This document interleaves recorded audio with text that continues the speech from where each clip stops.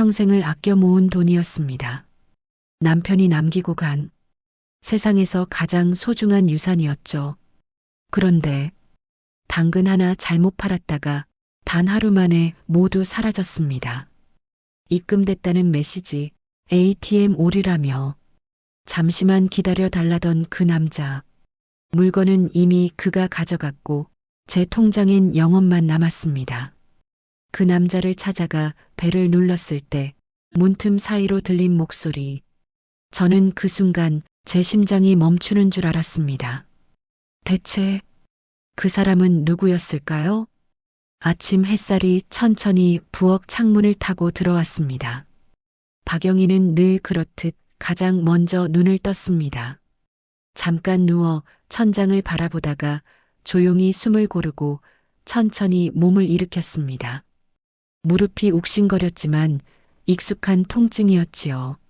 눈을 비비며 주방으로 향했습니다. 냄비에 물을 올리고 밥솥 뚜껑을 천천히 열었습니다. 딱 한 공기의 밥. 예전엔 5공기를 지어도 모자랐습니다. 남편과 아들, 그리고 손님이 오기라도 하면 언제나 식탁은 북적였습니다. 지금은 조용하지요. 너무 조용해서 머릿속 생각들이 더 크게 울립니다. 오늘도 잘 버텨야지.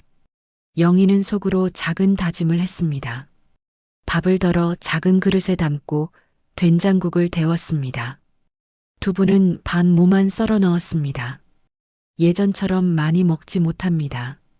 식탁 맞은편 빈자리에는 여전히 남편의 그림자가 앉아 있는 듯 했습니다. 젓가락을 들기 전 잠시 사진 속 남편을 한번 바라보았습니다. 환하게 웃고 있는 그 얼굴. 매일 눈뜨고 마주하는 유일한 위로였지요. 식사를 마치고 차를 한 잔 탔습니다. 창밖에는 지나가는 사람들의 발걸음이 성급하게 움직였습니다. 영희의 시간만 멈춰 있는 것 같았습니다. 남편이 세상을 떠난 지 벌써 5년이 됐습니다. 그 5년 동안 그녀는 혼자 집을 지켰습니다. 연금이라고 하기에도 부끄러운 지원금과 남편이 남긴 조금의 적금으로 하루하루를 버텨왔습니다. 하지만 세상 물가는 무섭게 올라갔습니다. 관리비, 공과금, 병원비, 줄줄이 밀려오는 고지서들은 영희의 삶을 조금씩 잠식했습니다. 그녀는 서랍에서 아들의 연락처를 꺼내 들었습니다. 손끝이 조금 떨렸습니다. 며칠 전에도 통화를 시도했지만 받지 않았습니다. 오늘은 어떨까요? 호기심 반, 불안 반으로 전화를 걸었습니다. 그 특유의 뚜뚜 신호음이 길게 이어졌습니다. 여보세요? 아들의 담담한 목소리가 들려왔습니다. 그제서야 영희의 굳어있던 어깨가 조금 풀렸습니다. 세준아 잘 지내니? 엄마야. 아 엄마. 저 지금 회의 시작이에요. 나중에 전화 드릴게요. 뚝. 짧게 들렸던 목소리는 금세 끊겼습니다. 휴대폰 화면에 찍혀 있는 통화 종료 글자가 유난히 차갑게 느껴졌습니다. 영희는 휴대폰을 내려놓고 조용히 숨을 들이켰습니다. 애써 마음을 다잡으려 했습니다. 아들이 잘 사는 게 어디냐고, 엄마는 괜찮다고 스스로를 위로했습니다. 하지만 가끔은 누군가의 목소리가 필요합니다. 같이 밥을 먹을 사람, 잠깐이라도 웃을 수 있는 사람. 영희는 그 공백을 채우기 위해 며칠 전부터 당근마켓을 시작했습니다. 처음엔 작은 것들이었습니다. 서랍 속에 잠들어 있던 머그컵 세트, 쓰지 않는 목도리, 유행이 지난 핸드백. 거래를 나가는 길에는 늘 약간의 설렘이 있었습니다. 누군가 나를 필요로 하는 느낌, 물건을 주면서 나누는 짧은 인사 속에 삶의 온기가 있었습니다. 한 번은 젊은 부부가 인형을 사갔습니다. 아이를 안고 있던 아내가 밝게 인사하며 말했습니다. 할머니, 정말 감사합니다. 아이가 너무 좋아할 것 같아요. 영희는 괜히 얼굴이 뜨거워졌습니다. 별 말씀을요. 예쁘게 쓰세요. 집으로 돌아오는 길, 발걸음은 가볍고 마음은 따뜻했습니다. 10,000원, 5,000원 작은 돈이지만 그녀에게는 살아있다는 표식이었습니다. 하지만 행복한 순간은 길지 않았습니다.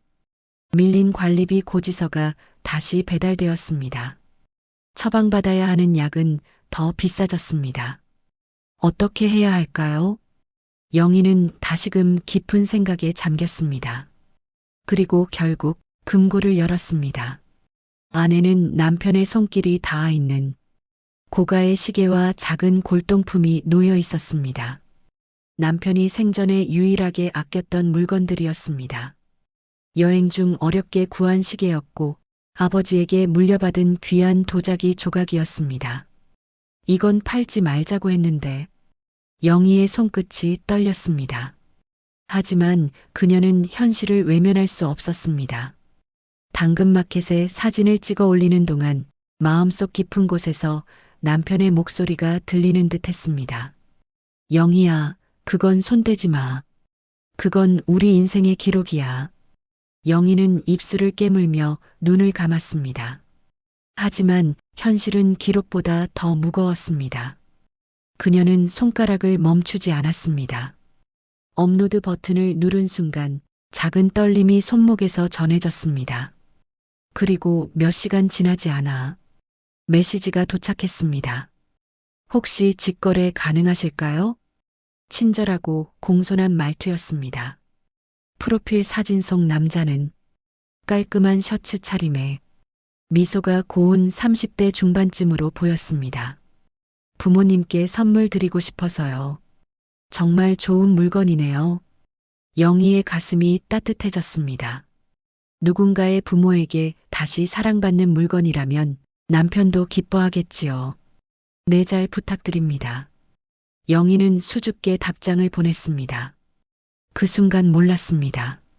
지금부터 펼쳐질 일이 그녀의 삶을 뒤흔들 것이라는 사실을, 그리고 이 만남이 단지 물건 거래가 아니라 인생의 갈림길이 될 것이라는 것을. 영희는 떨리는 마음을 진정시키며 거래 날짜를 잡았습니다. 창밖에서는 바람이 세차게 불었습니다. 겨울이 밀려오고 있었습니다. 영희의 삶에도 차가운 바람이 불기 시작하고 있었습니다. 거래 날짜는 생각보다 빨리 잡혔습니다. 메시지를 보낸 남자는 예의 바른 말투로 시간을 제안했습니다. 어머니, 혹시 내일 오후 괜찮으실까요? 회사 근처 카페에서 뵈면 좋을 것 같습니다. 영희는 잠시 달력을 보듯 허공을 바라보았습니다. 사실 일정이라고 할 것도 없었습니다. 병원 가는 날 외에는 대부분 집에 있었지요. 네, 괜찮습니다. 내일 오후 2시쯤이면 돼요. 메시지를 보내고 난 뒤 그녀는 천천히 금고 앞에 앉았습니다. 손으로 금고 문을 한번 쓰다듬었습니다. 철제 표면이 차가웠습니다. 여보, 미안해요. 당신이 아끼던 건데. 그래도 더는 버티기가 힘들어요. 천천히 번호를 돌려 금고를 열었습니다. 남편의 시계는 여전히 반짝였습니다. 유리 안쪽에 고이 모셔둔 골동품도 빛을 잃지 않고 그 자리에 서 있었습니다. 영희는 부드러운 천으로 시계를 한 번 더 닦았습니다. 골동품도 먼지를 털고 조심스레 상자에 넣었습니다.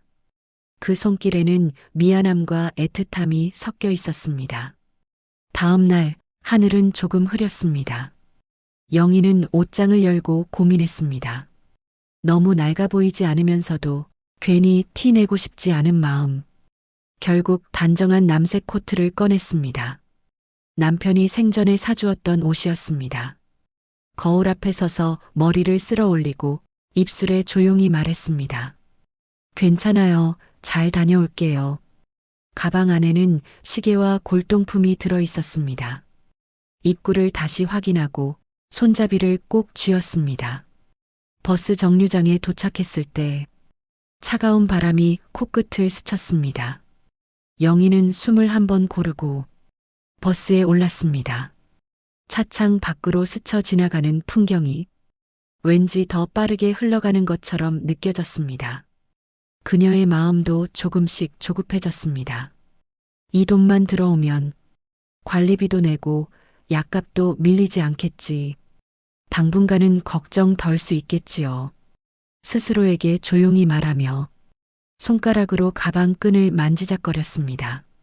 약속된 카페는 회사 건물들이 즐비한 거리 모퉁이에 있었습니다. 유리창 너머로 사람들은 종이컵을 들고 바삐 움직이고 있었습니다. 영희는 유리문을 조심스레 열고 안으로 들어갔습니다. 실내는 따뜻했고 커피 향이 은은했습니다. 앉을 자리를 둘러보던 그때 한 젊은 남자가 자리에서 일어나 인사했습니다. 어머니, 혹시 박영희 어르신이신가요? 영희는 조금 놀란 듯 눈을 동그랗게 뜨다가 조심스럽게 고개를 끄덕였습니다. 네, 제가 박영희입니다. 아, 안녕하세요. 저는 이강우라고 합니다. 부모님이 요즘 기운이 없으셔서 선물로 드릴 만한 걸 찾다가 어머니 물건을 보게 됐어요. 남자의 말투는 공손했습니다. 고개를 숙여 인사하는 모습도 자연스러웠습니다. 단정한 셔츠와 깔끔한 코트, 손목에는 저렴하지만 깔끔한 시계가 채워져 있었습니다. 아이고, 참. 부모님 생각이 깊으시네요. 영희는 괜히 얼굴이 붉어졌습니다. 자신의 물건이 누군가의 부모에게 다시 사랑받게 된다니 그 생각만으로도 마음이 따뜻해졌습니다. 둘은 자리에 앉았습니다. 영희는 조심스럽게 가방에서 상자를 꺼냈습니다. 이게 남편이 생전에 아끼던 시계입니다.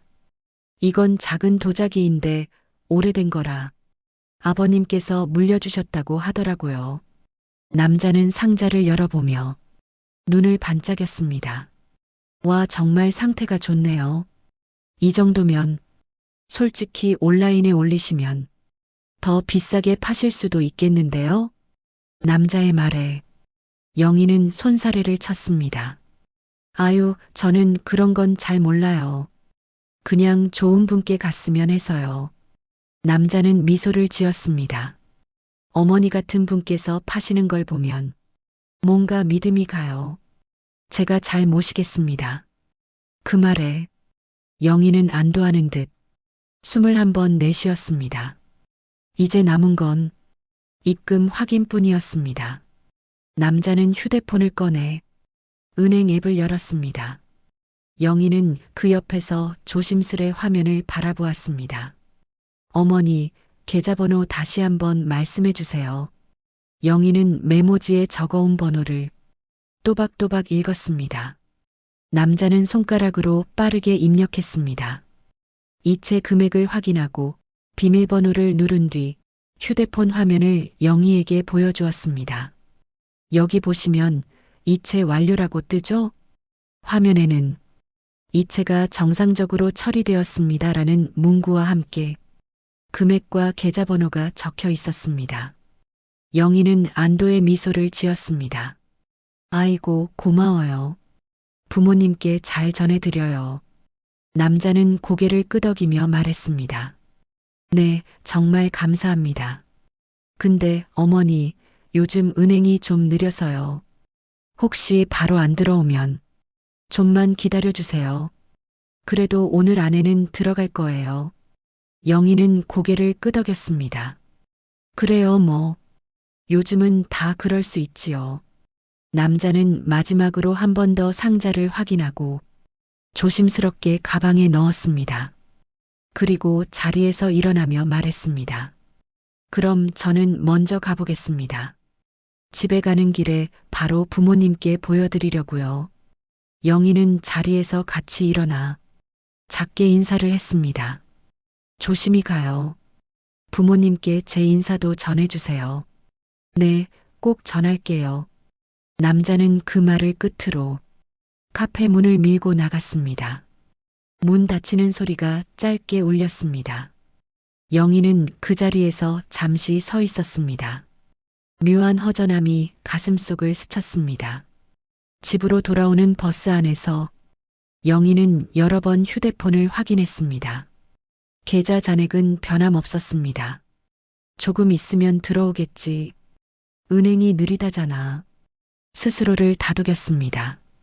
버스는 천천히 언덕을 올랐습니다. 해는 점점 기울고 있었습니다. 집에 도착해 코트를 벗고 나서도 영희의 시선은 계속 휴대폰에 머물렀습니다. 계좌 앱을 열어보았다가 닫기를 반복했습니다. 저녁 시간이 되었을 때도 잔액은 그대로였습니다.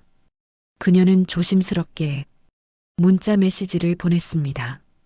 계좌에 아직 입금이 안 되어 있어서요. 혹시 시간 되실 때 확인 한번 부탁드려요. 잠시 뒤 답장이 왔습니다. 어머니, 죄송해요. 지금 회사 회의 중이라 확인이 어렵네요. 조금 뒤에 다시 연락드릴게요. 영희는 다시 한번 고개를 끄덕였습니다. 혼자 있는 방 안에서였지만 마치 상대가 보고 있는 것처럼 행동했습니다. 그래요, 바쁘겠지. 그날 밤 영희는 평소보다 늦게까지 휴대폰을 손에 쥐고 있었습니다. 하지만 더 이상의 메시지는 오지 않았습니다. 다음 날 아침 햇살은 어제와 다르지 않았습니다. 하지만 영희의 마음은 어딘가 불길했습니다. 식사를 대충 마치고 다시 계좌를 확인했습니다. 역시나 잔액은 그대로였습니다.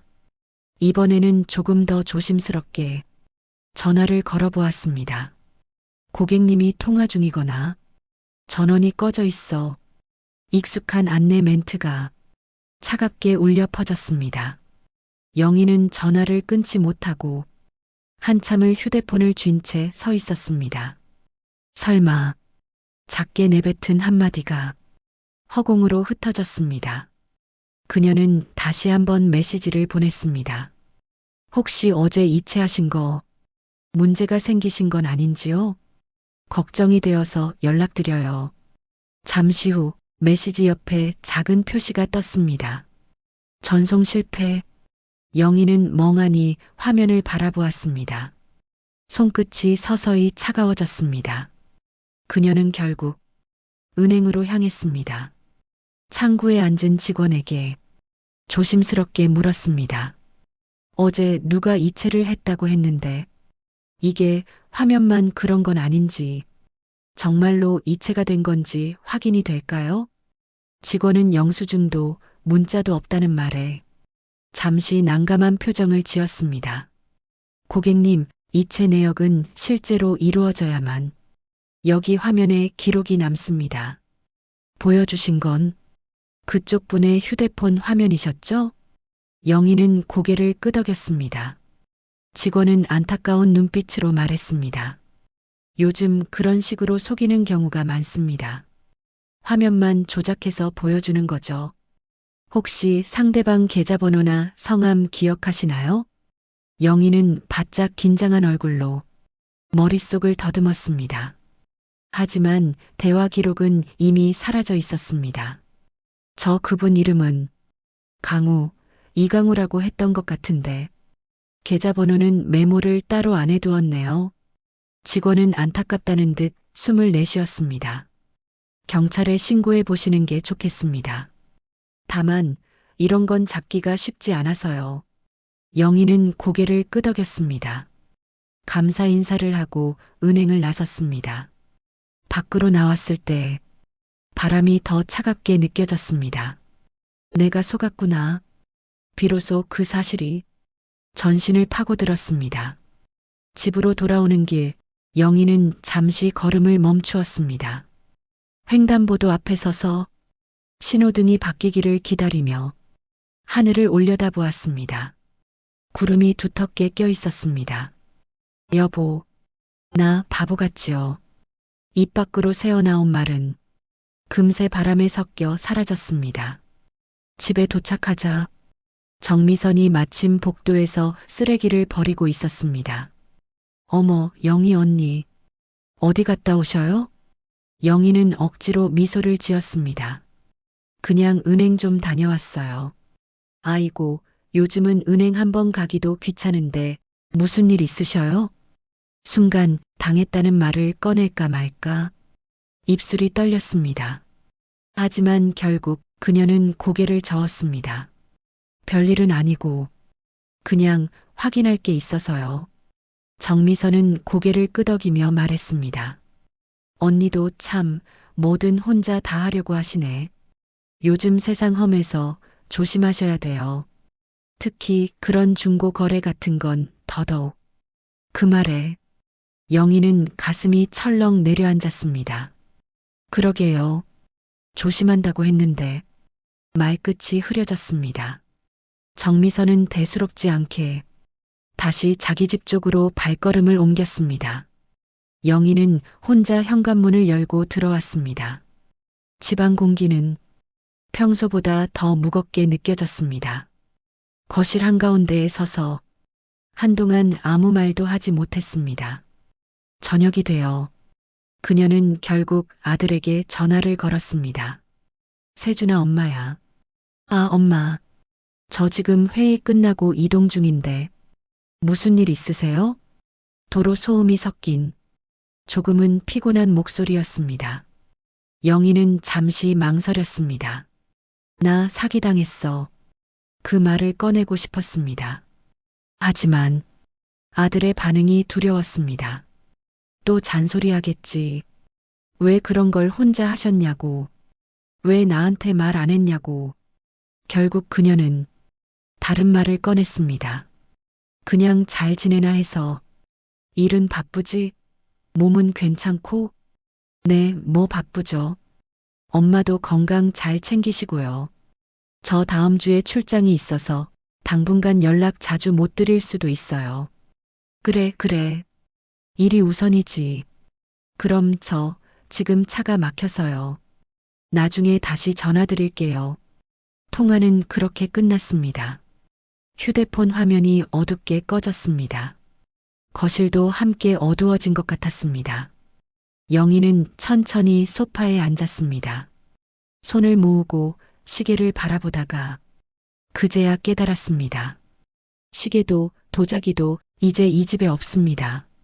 남편이 남긴 마지막 흔적, 평생 모은 전 재산의 일부, 모두 한 번의 거래로 사라졌습니다. 그리고 그 흔적을 따라갈 수 있는 길마저 허공으로 흩어졌습니다. 한참을 그렇게 앉아있던 영희는 천천히 일어섰습니다. 현관 옆에 놓인 외투를 바라보았습니다. 문 밖으로 나갈까, 그냥 주저앉을까? 두 가지 생각이 머릿속에서 싸웠습니다. 하지만 결국 그녀는 외투를 집어들었습니다. 그래도 가만히 앉아만 있을 순 없지요. 손에 쥔 휴대폰을 꼭 쥐고 작게 중얼거렸습니다. 나 가만히 안 있을 겁니다. 당한 건 어쩔 수 없지만 그래도 끝까지 해볼게요. 그렇게 영희의 발걸음은 다시 밖을 향했습니다. 그녀의 노후를 무너뜨린 그날 그 남자를 찾아 나서는 새로운 길이 조용히 시작되고 있었습니다. 문을 나서자 계단참에 찬 공기가 먼저 맞이했습니다. 복도 형광등은 낮인데도 희미하게 켜져 있었습니다. 영희는 난간을 짚고 천천히 내려갔습니다. 손바닥에 식은땀이 맺혔습니다. 가만히 있으면 정말 아무 일도 안 일어나겠지요.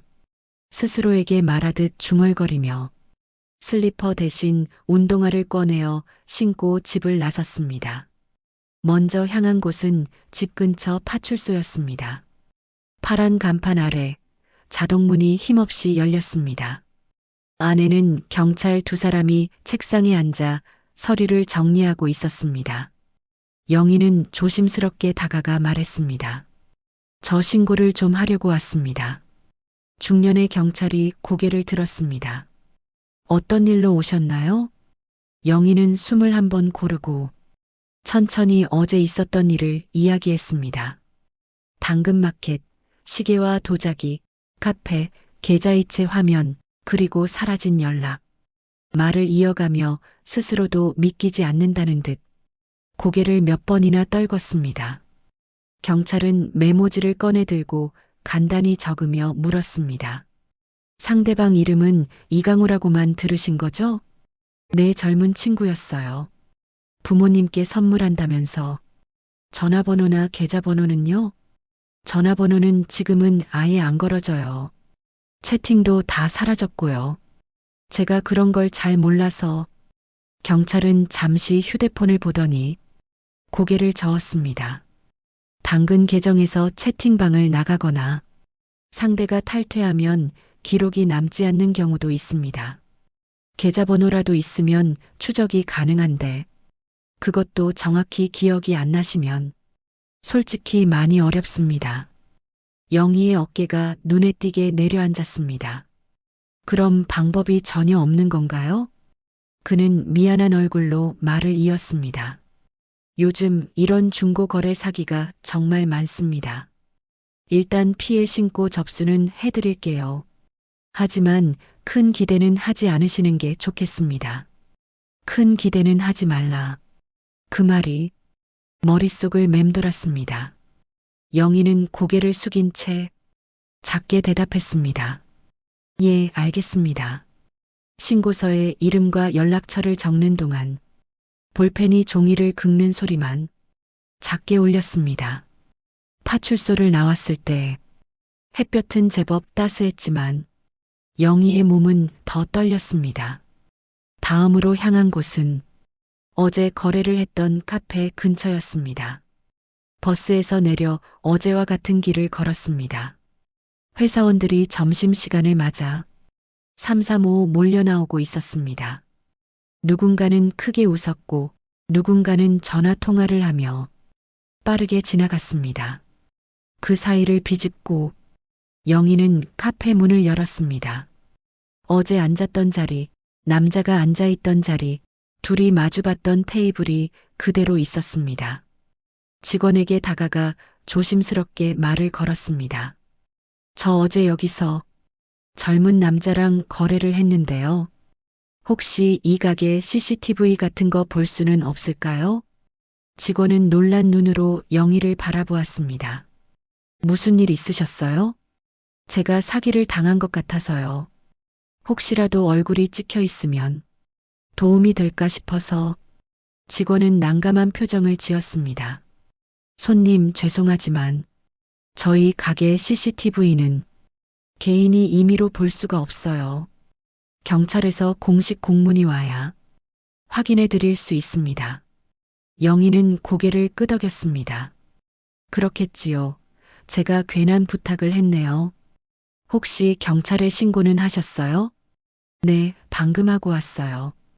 근데 잡기 어렵다고 하시네요. 직원은 안타까운 눈빛으로 짧게 한숨을 내쉬었습니다. 요즘 그런 일이 많다고 들었어요. 정말 안타깝네요. 영희는 억지로 미소를 지었습니다. 그래도 말씀 들어줘서 고마워요. 카페를 나와 영희는 근처를 둘러보았습니다. 버스 정류장, 편의점, 지나가는 사람들, 어디에도 어제의 그 남자는 보이지 않았습니다. 그녀는 편의점에도 들어가 보았습니다. 카운터 뒤에 서 있던 젊은 아르바이트생에게 물었습니다. 저 혹시 어제 여기 앞에서 젊은 남자 하나 못 보셨나요? 이 근처에서 자주 보는 사람일 수도 있어서. 아르바이트생은 잠깐 생각하는 듯 눈을 위로 굴리더니 고개를 저었습니다. 글쎄요. 여기 워낙 사람들이 많이 왔다 갔다 해서요. 죄송해요. 잘 모르겠어요. 아니에요. 내가 괜한 걸 물었네요. 영희는 가볍게 머리를 숙이고 편의점을 나왔습니다. 문이 닫히는 소리가 비어있는 마음속에서 크게 울렸습니다. 나는 도대체 어디서부터 잘못한 걸까요? 발걸음이 점점 무거워졌습니다. 집으로 돌아오는 길, 아파트 단지에 들어서자 아이들 웃음소리가 들렸습니다. 놀이터에서 뛰어노는 아이들, 벤치에 앉아있는 젊은 엄마들. 그 사이로 영희는 조용히 걸었습니다. 손에는 아무것도 들려있지 않았지만 마치 큰 짐을 들고 있는 것처럼 어깨가 무거웠습니다. 엘리베이터 버튼을 누르고 기다리는데 옆에서 익숙한 목소리가 들려왔습니다. 어머, 영희 언니. 금방 또 나갔다 오셨어요? 정미선이 장바구니를 들고 걸어오고 있었습니다. 영희는 억지 미소로 답했습니다. 응, 좀 볼 일이 있어서. 얼굴이 왜 이렇게 상했어? 무슨 일 있었지? 평소라면 별일 아니야라며 웃어넘겼겠지만 오늘은 그 말이 쉽게 나오지 않았습니다. 엘리베이터 안으로 들어가자 좁은 공간에 어색한 침묵이 흘렀습니다. 문이 닫히는 순간 정미선이 조심스럽게 물었습니다. 언니 진짜 무슨 일 있는 거 아니지? 영희는 결국 작게 한숨을 내쉬었습니다. 사기를 좀 당한 것 같아요. 정미선의 눈이 커졌습니다. 뭐라고? 언니가? 엘리베이터는 올라가고 있었지만 둘의 시간은 잠시 멈춘 것 같았습니다. 중고 거래하다가 남편 유품을 팔았는데 돈을 못 받았어요. 전화도 안 되고 은행에서도 방법이 없대요. 정미선은 입을 다물지 못했습니다. 아이고 세상에. 요즘 그런 게 많다더니 언니한테까지. 문이 열렸지만 둘은 바로 내리지 못했습니다. 정미선이 먼저 말했습니다. 일단 우리 집에 잠깐 올라가. 물이라도 한 잔 마시고 천천히 얘기해봐. 정미선의 집은 영희의 집보다 조금 더 어수선했지만 사람 사는 냄새가 났습니다. 식탁 위에는 아직 치우지 않은 김치찌개 냄비와 반쯤 비워진 접시들이 놓여 있었습니다. 앉아. 내가 금방 치울게. 괜찮아요. 그냥 두세요. 저는 오래 안 있을 거예요. 뭘 오래 안 있어. 이럴 때일수록 사람 만나서 얘기해야지. 정미선은 물잔을 내어놓으며 진지한 얼굴로 앉았습니다. 자, 이제 처음부터 천천히 얘기해봐. 언니도 말하면서 정리가 좀 될 거야. 영희는 다시 한번 처음부터 이야기를 꺼냈습니다. 말을 할수록 가슴 한구석이 더 시려왔지만 한편으로는 누군가 들어준다는 사실에 조금은 안도감이 들었습니다. 정미선은 중간중간 탄식을 내뱉으며 들었습니다. 아이고, 그 젊은 것들이란 게 말이야. 어른을 가지고 장난을 쳤네. 아주. 이야기가 끝났을 때 잠시 집안에 침묵이 내려앉았습니다. 정미선이 먼저 입을 열었습니다. 언니, 그 사람 혹시 사진 같은 건 없지? 아니, 그런 생각을 못했어요. 그냥 사람을 믿었지요. 정미선은 팔짱을 끼고 천장을 한번 쳐다봤습니다. 근데 있잖아. 언니가 말한 그 남자 어디서 많이 들어본 이름 같기도 하고 요즘 우리 아파트 주변에서 수상한 젊은 남자 하나 돌아다닌다는 얘기를 관리사무소 직원한테서 들은 것 같기도 하고 영희는 그 말에 고개를 들었습니다. 정말요? 확실하다고는 못하지. 근데 말이야, 요 앞동에서 어르신 상대로 집에 찾아와서 보험이다 뭐다 하면서 이상한 계약 맺으려던 놈이 있었다더라고. 그 얘기를 들을 때 사진을 한번 보여줬었는데 언니 말 듣고 보니 괜히 생각이 나네. 영희의 눈빛이 조금 달라졌습니다. 그럼 혹시 그 사진 다시 볼 수 있을까요? 정미선은 자리에서 벌떡 일어났습니다. 내가 내일 관리사무소 가서 한번 물어볼게. 언니 혼자 왔다 갔다 하지 말고 이런 건 같이 움직여야 돼. 알았지? 영희는 오랫동안 잊고 있던 단어 하나를 떠올렸습니다. 같이 혼자라고 생각했던 이 싸움에 누군가 옆에 서주고 있다는 사실이 믿기지 않을 만큼 낯설었습니다. 미선 씨, 정말 고마워요. 정미선은 손을 내저었습니다. 고맙긴 뭐가 고마워.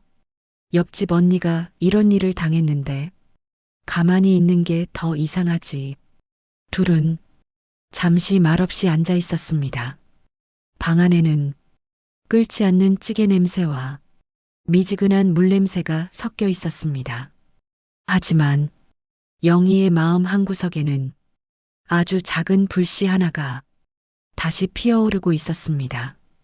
완전히 꺼졌다고 생각했던 불. 그래요. 끝까지 해봐야지요. 어디까지 갈 수 있는지, 어디까지 내가 버틸 수 있는지, 이제는 나도 알고 싶어요. 그녀는 조용히 손을 모았습니다.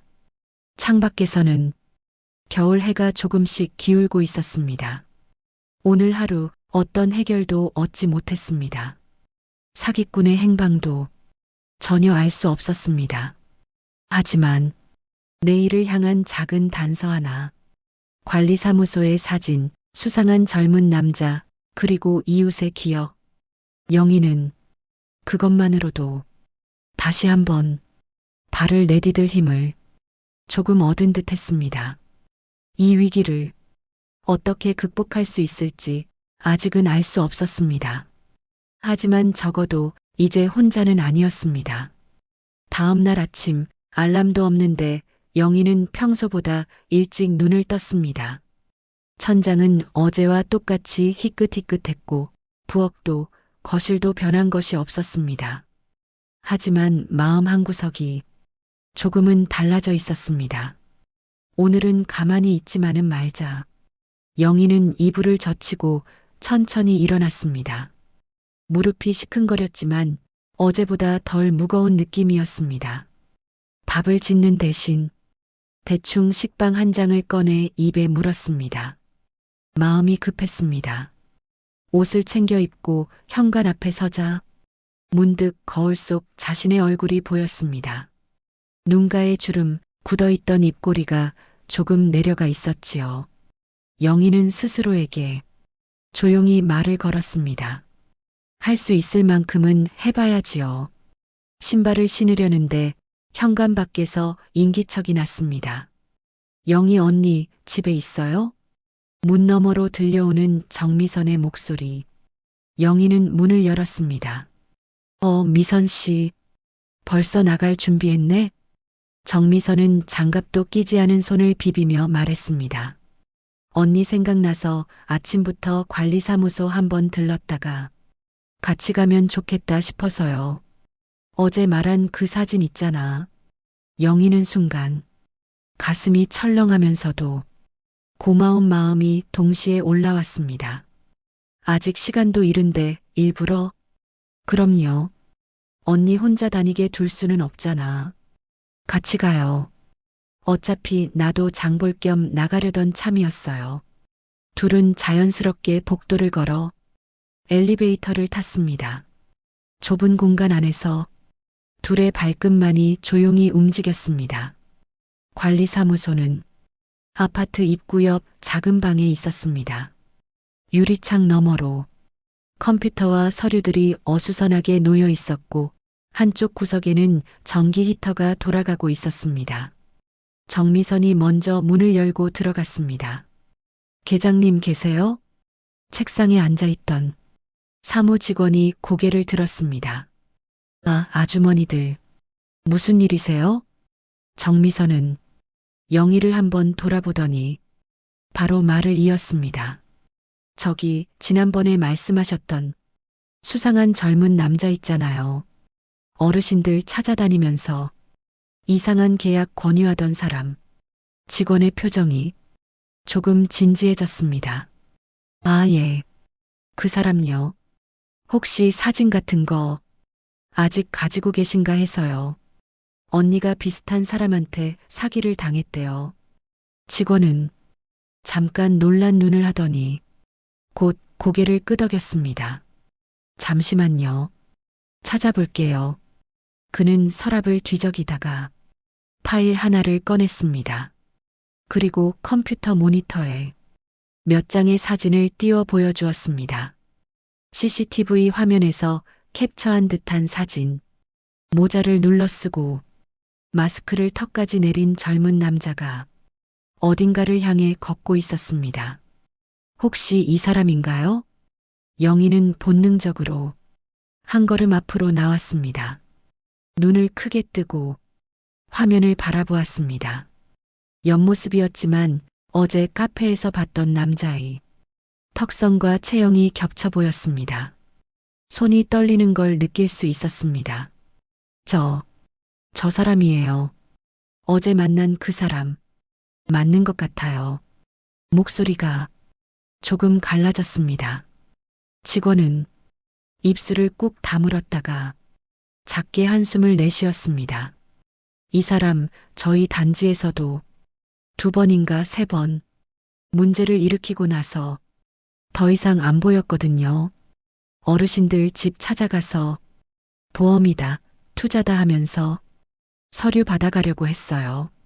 민원이 들어와서 저희도 CCTV로 얼굴을 받아둔 거고요. 정미선이 눈을 부릅떴습니다. 아니, 그걸 경찰에 넘기지 그랬어요? 한번 넘기긴 했는데 그쪽에서도 확실한 피해 사례가 더 필요하다고 애매하다고 하더라고요. 어르신들이 서류를 안 써주신 게 그나마 다행이었죠. 영희는 잠시 아무 말도 하지 못했습니다. 이미 알고 있었던 사람이었구나. 그 사실이 더 허탈하게 느껴졌습니다. 하지만 동시에 그 얼굴이 기록으로 남아있다는 게 기묘한 위안처럼 다가왔습니다. 혹시 저 사진 제가 경찰에 가져갈 수 있을까요? 직원은 한참을 생각하더니 프린터로 사진 한 장을 뽑아 책상 위에 올려두었습니다. 공식적으로는 경찰에서 요청을 받아야 하지만 아주머니가 피해를 보셨다니 이 정도는 도와드릴 수 있을 것 같습니다.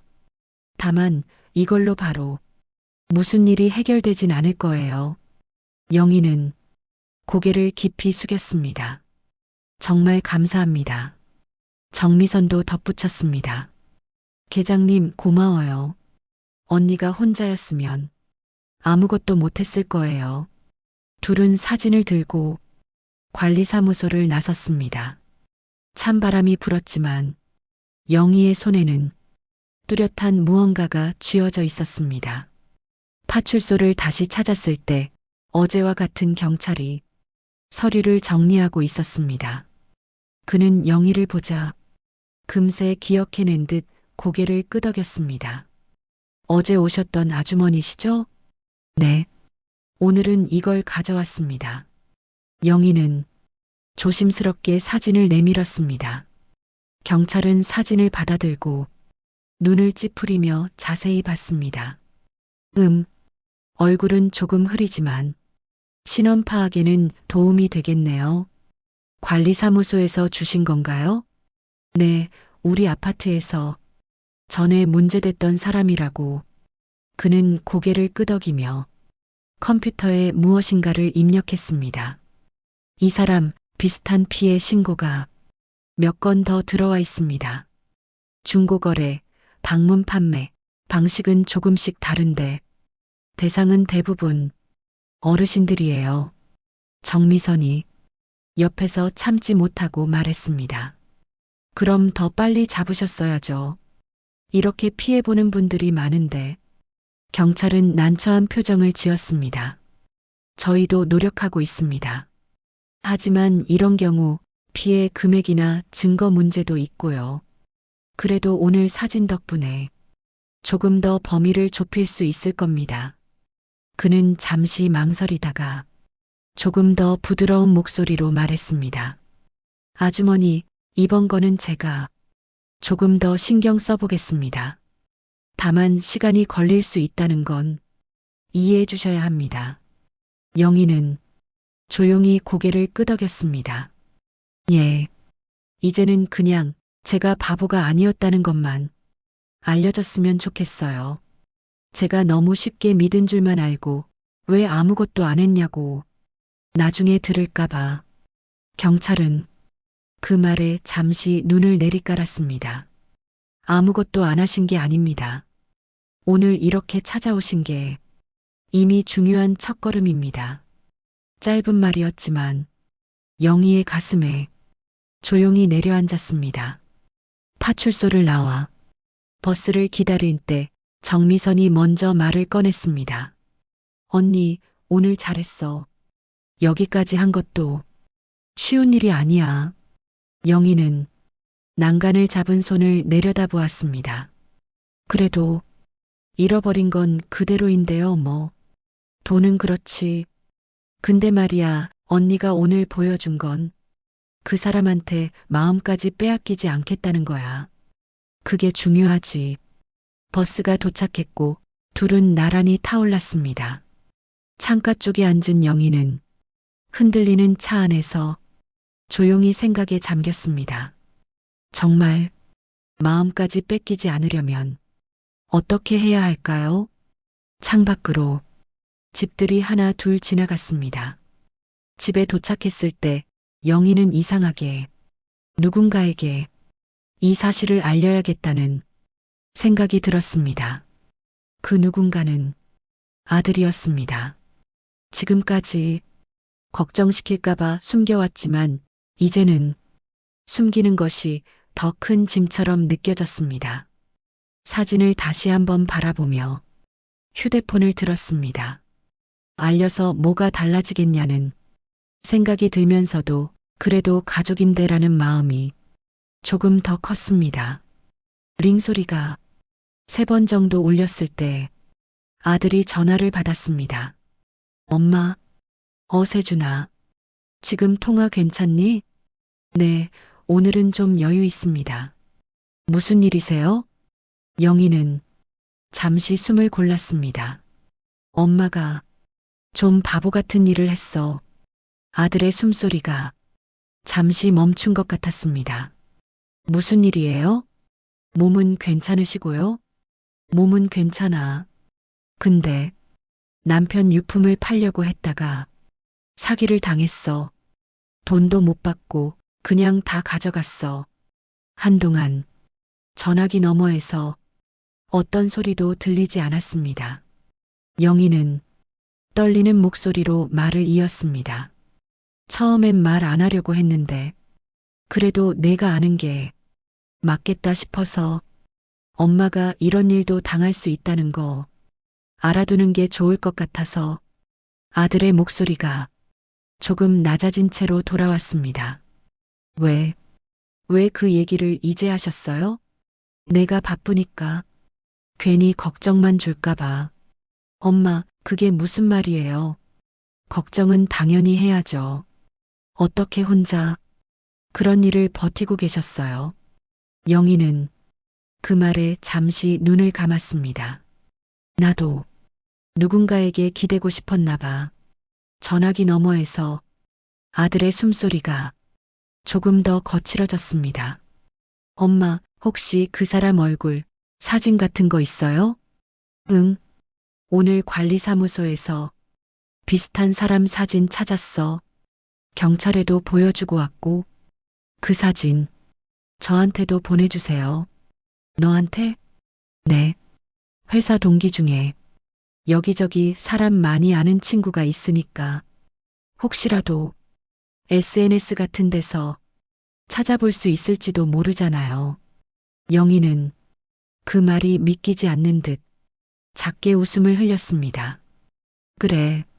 그럼 한번 보내볼게. 전화를 끊은 뒤 영희는 잠시 휴대폰 화면을 바라보았습니다. 아들이 먼저 도와주겠다고 말한 것은 오랜만이었습니다. 사진을 전송하고 난 뒤 채팅창에는 잠시 아무 말도 오가지 않았습니다. 몇 분 후 아들의 메시지가 도착했습니다. 엄마, 이 사람 어디서 많이 본 얼굴 같아요. 영희는 심장이 쿵 내려앉는 느낌이 들었습니다. 어디서? 정확히는 기억이 안 나는데 예전에 제 친구 중에 이름이 비슷한 애가 있었거든요. 군대 동기인지 학교 선배인지 몇 번 봤던 얼굴 같기도 하고 오늘 회사 일만 끝나면 예전 단톡방이나 연락처 한번 뒤져볼게요. 영희는 휴대폰을 꼭 쥐었습니다. 어쩌면 정말로 그 사람의 흔적을 찾을 수 있을지도 모르겠구나. 그 생각이 가슴 한쪽에 작은 불빛처럼 켜졌습니다. 그날 저녁 해가 완전히 지고 나서 아들에게서 다시 전화가 왔습니다. 엄마, 저 하나 찾았어요. 목소리가 긴장과 놀람이 섞여 있었습니다. 뭘 찾았니? 예전에 같이 프로젝트 했던 팀원 중에 이강우라는 친구가 있었거든요. 연락이 끊겼다가 얼마 전에 카톡 프로필이 바뀌어서 단체방에 한번 이름이 올라왔었는데 사진이 엄마가 보낸 그 사람이랑 비슷해요. 영희는 숨을 들이켰습니다. 정말이니? 네. 지금은 다른 쪽으로 일한다고 했는데 노년 쪽에 원룸 잡고 산다고 들었어요. 정확한 주소까지는 알아봐야겠지만 찾아볼 수는 있을 것 같습니다. 영희의 손이 자연스럽게 떨렸습니다. 세준아, 근데 너까지 나설 필요는 없지 않겠니? 이런 일에 너까지 얽히면. 아들의 대답은 단호했습니다. 엄마, 이미 얽혔어요. 엄마가 당했는데 제가 가만히 있으면 그게 더 이상한 거죠. 이번에는 제가 옆에 있을게요. 잠시 말이 나오지 않았습니다. 그동안 마음 한구석에 쌓여있던 서운함, 외로움, 체념이 조금씩 녹아내리는 느낌이었습니다. 고맙다. 겨우 그 한마디가 나왔습니다. 아들은 조용히 말을 이었습니다. 내일 오후쯤에 시간을 좀 낼 수 있을 것 같아요. 주소를 더 정확히 알아보고 엄마한테 다시 연락드릴게요. 혼자 가지 마세요. 알겠죠? 영희는 고개를 끄덕였습니다. 비록 전화기 너머였지만 습관처럼 그렇게 했습니다. 그래, 혼자 안 갈게. 전화를 끊고 나자 집안은 여전히 조용했습니다. 하지만 그 조용함이 예전과는 달랐습니다. 앞으로 나아갈 길 하나가 조금씩 그려지고 있었기 때문입니다. 밤이 깊어갈수록 걱정도 함께 몰려왔지만 그 근처에는 희미한 기대가 앉아 있었습니다. 정말 그 사람을 다시 마주하게 된다면 나는 어떤 얼굴을 해야 할까요? 분노, 원망, 두려움이 한꺼번에 떠올랐습니다.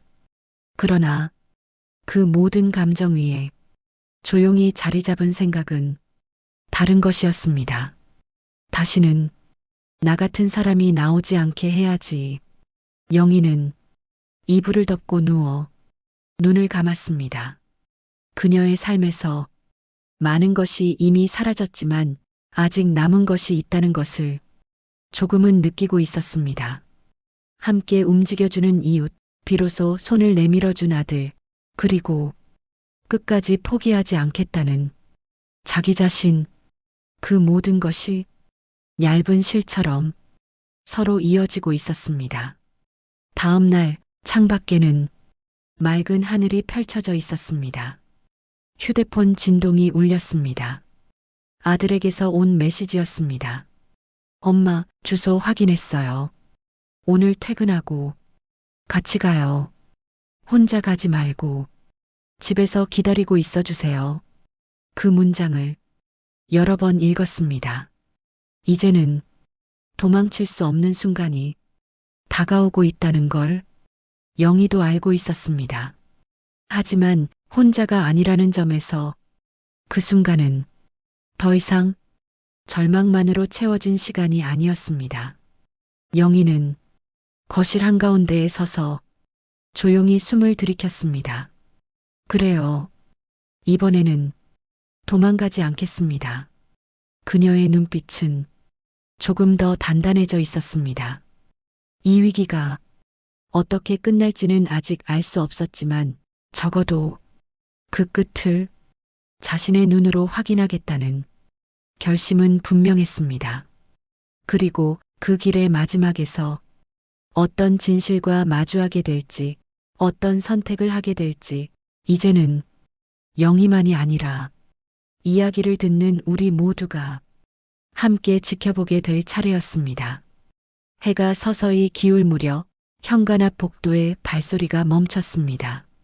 그날 영희는 평소보다 훨씬 먼저 옷을 갈아입고 앉아 있었습니다. 손에는 작은 가죽 지갑과 관리사무소에서 받아온 사진이 쥐어져 있었지요. 초인종 소리가 울렸습니다. 엄마, 나예요. 문을 열자 세준이 서 있었습니다. 코트 깃을 세운 채 평소보다 조금 더 진지한 얼굴이었습니다. 왔니?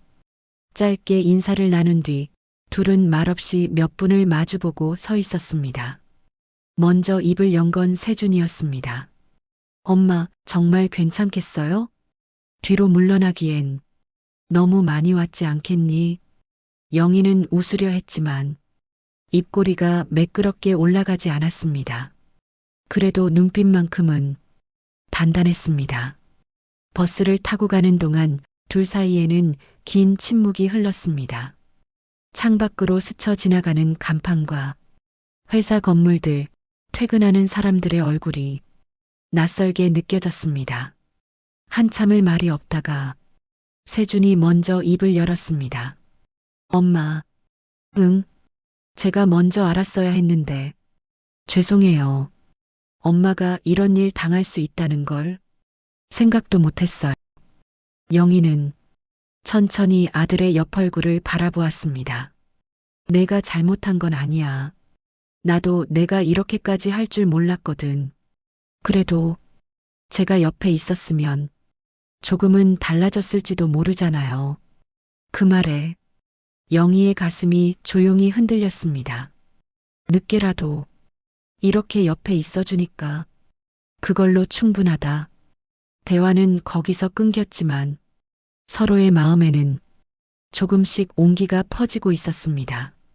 노년 쪽의 좁은 골목길, 원룸 건물이 여러 채 붙어 있었습니다. 세준은 휴대폰 화면을 보며 주소를 다시 확인했습니다. 여기 맞아요. 3층, 오른쪽 끝방. 영희는 한번 크게 숨을 들이쉰 뒤 계단을 오르기 시작했습니다. 한 칸, 또 한 칸. 무릎이 아팠지만 그녀는 멈추지 않았습니다. 이제 도망치지 않을 겁니다. 3층에 도착했을 때 복도 끝에 작은 문 하나가 보였습니다. 문 옆에 붙은 초인종, 옆으로 기울어진 우편함, 바닥에 쌓인 광고 전단들. 세준이 엄마를 한번 바라봤습니다. 엄마, 제가 먼저 얘기할까요? 영희는 고개를 천천히 저었습니다. 아니, 내가 해야 할 말이야. 그녀는 떨리는 손으로 초인종을 눌렀습니다. 띵동. 잠시 후 안에서 발소리가 들려왔습니다. 문이 조심스럽게 열렸습니다. 그곳에 서 있는 남자. 어제 카페에서 봤던 얼굴이 더 헝클어진 모습으로 서 있었습니다. 순간 서로의 눈이 마주쳤습니다. 남자의 얼굴이 하얗게 질려갔습니다. 어머니, 영희는 한 발 앞으로 나섰습니다. 그래, 나 기억나지? 남자는 허둥지둥 주변을 둘러보며 무언가를 급히 숨기려는 듯 했습니다. 세준이 앞으로 나가며 말했습니다. 이강우. 그 이름이 복도에 짧게 울렸습니다. 남자의 눈이 이번에는 세준에게 향했습니다.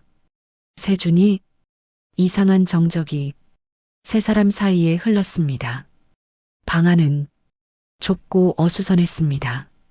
작은 책상 위에는 노트북과 서류 몇 장, 프린터기와 영수증들이 흩어져 있었습니다. 남자는 거친 숨을 몰아쉬며 의자에 앉았습니다. 여기까지 어떻게? 세준이 단호한 목소리로 잘랐습니다. 내가 찾았어. 그리고 엄마가 여기까지 온 거고. 남자는 입술을 깨물었습니다. 영희는 자리를 옮겨 조용히 그와 마주 앉았습니다. 강우 씨, 네. 나 당신을 사람으로 믿었어요. 짧은 한 문장이었지만 그 안에는 많은 감정이 실려 있었습니다. 남자는 고개를 들지 못했습니다. 죄송합니다. 작게 흘러나온 사과. 죄송하다고 해서 없어진 게 돌아오지는 않지요. 영희는 손을 포개어 무릎 위에 올려놓았습니다. 왜 그랬어요? 어떤 사정이 있었는지는 모르지만 나 같은 늙은 사람한테 왜 그런 짓을 했는지 듣고 싶네요. 잠시 침묵. 남자의 어깨가 조금씩 떨렸습니다. 빚이 많았습니다. 사업한다고 시작했다가 망하고 돈을 빌린 사람들이 계속 찾아와서 처음에는 정말 한두 번만 그러려고 했어요. 근데 한 번 넘으니까 두 번, 세 번 점점 무감각해졌습니다. 어르신들이 대상이 되기 쉽다는 것도 알게 됐고요. 그의 목소리에는 자기 연민과 수치가 뒤섞여 있었습니다. 그래도 그게 이유가 될 수 있나요? 영희의 목소리는 크지 않았지만 단단했습니다. 내 남편이 평생 모은 시계였어요. 나하고 같이 살면서 한 번도 함부로 다룬 적 없었지요. 그걸 당신한테 건네줄 때 나는 그래도 좋은 데 갈 거라고 생각했어요. 누군가의 부모 손목에 차일 거라고. 남자는 눈을 꼭 감았습니다. 세준이 옆에서 천천히 말을 이었습니다. 강우야, 예전에 회사에서 같이 일했을 때 난 그래도 내가 성실한 사람이라고 믿었어. 농담도 하고 커피도 사주고 그랬잖아. 근데 내 엄마를 상대로 이런 짓을 했다는 걸 알고 나니까 솔직히 얼굴 보기도 힘들다. 남자는 침을 삼켰습니다. 정말 변명할 수 있는 말은 없습니다. 잠시 침묵이 흘렀습니다. 창밖에서는 차들이 지나가는 소리가 희미하게 들려왔습니다. 영희가 먼저 말문을 열었습니다. 나는 당신이 처벌을 받았으면 좋겠어요. 그게 나 혼자만을 위한 것도 아니고 다른 사람들을 위해서라도. 남자는 고개를 끄덕였습니다. 알고 있습니다. 경찰에서도 이미 나를 찾고 있을 거고요. 그래요. 당신이 어떻게 살았는지는 내가 다 알 수 없지만 적어도 내 앞에서는 도망치지 말아요. 남자는 깊이 고개를 숙였습니다. 신고하셔도 됩니다. 도망가고 싶지도 않아요. 계속 이렇게 사는 것도 이제는 지칩니다. 그 말에 세준이 휴대폰을 꺼냈습니다. 지금 바로 연락할게. 여기 있는 주소도 같이 전달하고. 남자는 이상하게도 안도한 듯한 표정이었습니다. 경찰이 도착하기까지의 시간은 생각보다 길게 느껴졌습니다. 좁은 방 안 세 사람은 서로 다른 방향을 바라보고 있었습니다. 영희는 조용히 책상 모서리를 바라보았습니다. 이 사람도 어딘가의 아들이겠지요. 그 생각이 문득 떠올랐습니다. 강우 씨, 네. 살다 보면 어쩔 수 없는 선택이라고 스스로를 속이고 싶은 순간이 많이 옵니다. 나도 그랬어요. 근데 그럴 때마다 그래도 안 넘어가려고 이를 악물고 살아온 사람들이 있지요. 내 남편이 그랬고 나도 그런 사람이고 싶었는데 당신 때문에 내가 너무 쉽게 흔들렸다는 생각이 들어요. 남자는 눈을 들어 영희를 바라봤습니다. 영희는 그 시선을 피하지 않았습니다. 내가 오늘 여기 온 건 돈 때문만은 아니에요. 당신 얼굴을 내 눈으로 똑똑히 보고 당신이 죄송하다고 말하는 걸 직접 듣고 싶었어요. 그리고 그 말을 듣고 나서야 내가 조금이라도 앞으로 걸어갈 수 있을 것 같아서요. 남자의 눈가에 물기가 맺혔습니다. 정말 죄송합니다. 다시 이런 일 하지 않겠습니다. 그 약속이 얼마나 무게를 가질 수 있을지는 모르는 일이었지만 영희는 조용히 고개를 끄덕였습니다. 나도 이제는 당신 얼굴을 잊어보려고요. 언젠가 뉴스에서라도 다시 보지 않기를 바라면서 잠시 후 문 밖에서 노크 소리가 들렸습니다. 경찰 두 사람이 들어와 상황을 확인하고 기본적인 조서를 작성했습니다. 피해자분이시죠? 네. 오늘 오신 용기가 다른 분들께도 도움이 될 겁니다. 이미 다른 피해 신고들도 있어서 수사에 진전이 있을 것 같아요. 영희는 그 말에 작게 고개를 숙였습니다. 부디 더 이상 당하는 사람이 없었으면 좋겠네요. 남자는 경찰과 함께 방을 나서기 전 잠시 뒤돌아섰습니다. 다시 한번 죄송합니다. 영희는 대답 대신 눈을 감았다가 떴습니다. 그 한 번의 깜빡임에 오랜 감정들이 지나갔습니다. 문이 닫히고 나자 방 안에는 세준과 영희만이 남았습니다. 둘은 잠시 말없이 서 있다가 같이 밖으로 나왔습니다. 골목을 빠져나오는 길, 하늘은 이미 붉게 물들어 있었습니다. 세준이 조심스럽게 물었습니다. 엄마, 괜찮아요? 영희는 잠시 걷던 발을 멈췄다가 다시 내디뎠습니다. 괜찮지는 않아.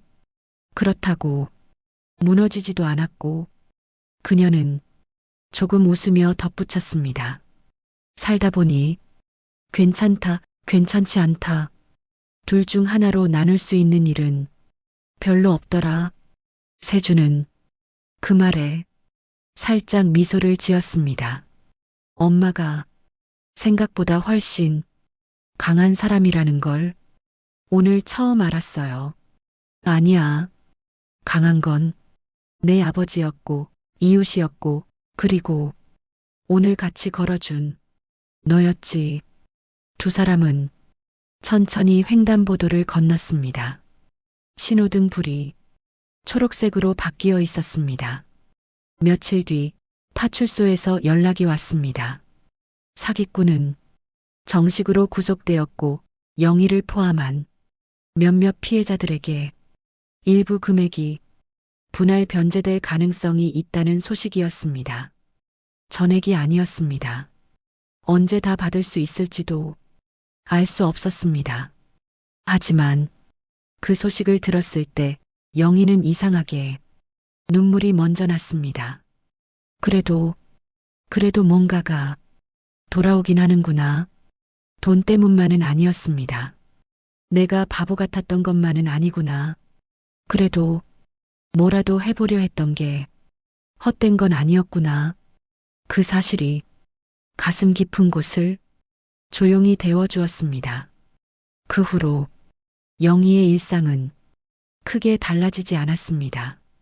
여전히 아침이면 혼자 밥을 차리고 시장에 가고 동네를 산책했습니다.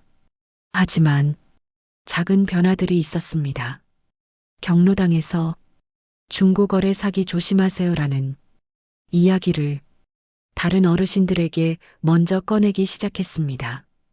관리사무소 직원이 부탁하자 간단한 피해 사례를 동네 회의에서 직접 이야기해 주기도 했습니다. 제가 바보 같아서 이런 일을 당한 게 아닙니다. 그냥 아무 말도 못하고 넘어가는 사람이 너무 많아서인 것 같아요. 그러니까 혹시라도 비슷한 일 겪으시면 숨지 마시고 얘기부터 해보세요. 말을 마칠 때쯤 몇몇 어르신들의 눈가에도 작은 눈물이 맺혀 있었습니다. 어느 저녁 세준이 집으로 찾아왔습니다. 오랜만에 같이 저녁상을 차렸습니다. 김치찌개가 보글보글 끓고 밥이 2공기 식탁 위에 올랐습니다. 엄마, 이렇게 둘이 앉은 거 되게 오랜만이죠? 그러게, 예전엔 셋이서도 앉았었는데 잠시 남편의 얼굴이 떠올랐습니다. 그러나 그 기억은 더 이상 가슴을 찢는 통증이 아니라 조용한 그리움으로 자리하고 있었습니다. 식사를 마치고 차를 마시며 세준이 말을 꺼냈습니다. 엄마, 응? 이번 일 겪고 나니까 제가 엄마를 너무 괜찮을 거다라고만 생각했던 것 같아요. 혼자서도 뭐든 할 수 있는 사람이라고. 근데 알고 보니 엄마도 도움이 필요할 때가 있구나 싶었어요. 영희는 잔을 내려놓았습니다. 나도 내가 늘 괜찮을 거라고만 생각했어. 바쁜 게 당연하고 엄마는 뒤로 밀려도 괜찮다고. 근데 말이다. 사람은 누구나 가끔은 기댈 때가 필요하더라. 둘은 잠시 서로를 바라봤습니다. 세준이 조용히 말했습니다. 앞으로는 혼자서 다 버티려고 하지 마세요. 제가 옆에 있을게요. 그 말에 영희의 눈가가 촉촉해졌습니다. 그래, 나도 앞으로는 내가 힘들 때 먼저 물어볼게. 괜찮냐고. 부엌 시계가 뚜벅뚜벅 시간을 옮기고 있었습니다. 그 평범한 소리가 오늘은 조금 더 따뜻하게 들렸습니다. 밤이 깊어갈 무렵 영희는 창가에 서 있었습니다. 도로 위 가로등과 멀리 보이는 아파트 불빛들이 조용히 반짝이고 있었습니다. 그녀는 지난 몇 주를 떠올렸습니다. 잘못된 믿음, 무너진 노후, 파출소의 차가운 의자, 관리사무소의 작은 사진, 원룸 앞 복도, 그리고 아들의 옆모습. 그 모든 순간이 겹겹이 쌓여 지금의 자신을 만들었다는 걸 조금씩 인정하게 되었습니다. 나는 한번 넘어졌을 뿐이지 끝난 것은 아니었구나. 영희는 천천히 눈을 감았다가 떴습니다. 그래요. 나는 아직 살아있는 사람이지요. 속으로 한 번 더 또박또박 되뇌었습니다. 창밖에는 내일도 변함없이 해가 뜰 준비를 하고 있을 터였습니다. 그 사실만으로도 조금은 든든했습니다. 이야기를 듣는 우리에게 영희의 삶은 아마도 낯설지 않을 것입니다. 누군가는 경제적 위기를, 누군가는 관계의 상처를, 누군가는 믿었던 사람에게서의 배신을 이미 겪어봤을 테니까요. 하지만 그 모든 경험 이후에도 우리는 다시 일어나 밥을 짓고 사람을 만나고 조금씩 마음을 열며 하루를 살아갑니다. 영희 역시 그런 삶을 선택했습니다. 완벽하게 회복된 것은 아니지만 다시 웃을 수 있을 만큼의 작은 용기를 가졌습니다. 그리고 그 용기 하나가 또 다른 누군가를 지켜낼지도 모릅니다. 그것이면 충분합니다. 오늘도 조용히 하루를 견뎌낸 모든 사람에게 당신은 혼자가 아닙니다. 영희의 이야기가 그 말을 조용히 건네고 있는지도 모르겠습니다.